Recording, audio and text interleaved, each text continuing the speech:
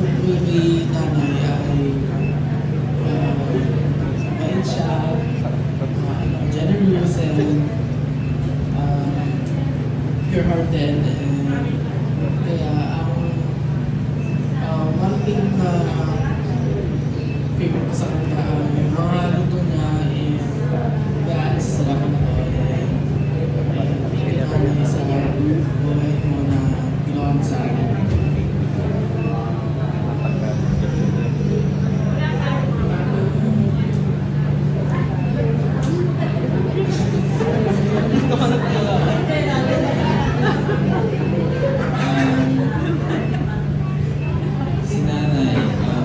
Si nanay po ay very caring.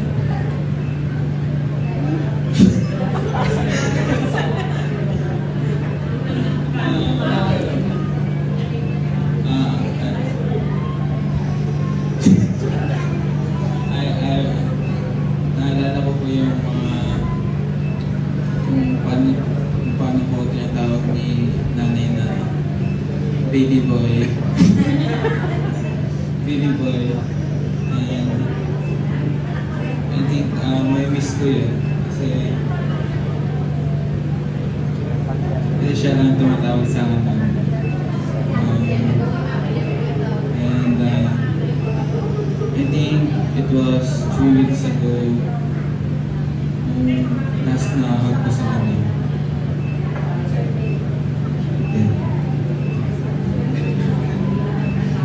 Ako naman po ay nagpapasalamat ako sa buhay ni Nanay Ellen kasi napaka maalaga niya and very siyang tao.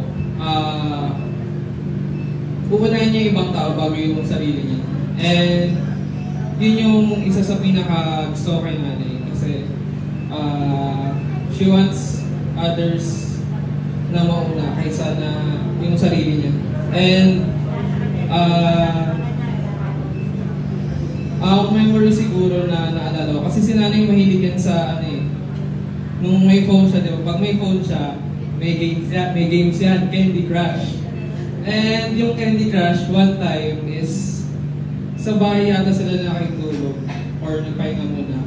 Then, ayun, sa kwarto kami lahat kasi may sa labas. And habang nakiga siya, syempre magkakatabi kami. And may level siya na hindi niya matapos. So sa akin niya binigay. Tapos nung natapos ko na level, tulog na siya. And nagpapasalamat ako kay Nanay kasi parang siya yung word na nanay is parang nagdedetermine sa kanya. Parang she is the siya yung whole meaning ng nanay. Yan. Caring and loving. And si Nanay kasi minsan joker din yan minsan si Nanay.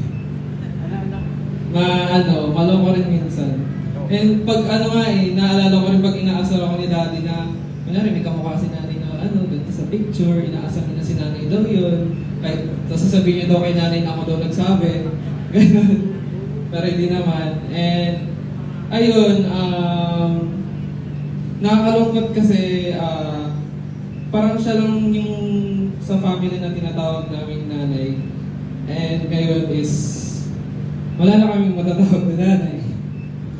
And nag-thank you kay Lord kasi napakabuti niya sa family namin. And we will miss her. And mabuti si Lord sa buhay niya at sa family namin. Yun lang po.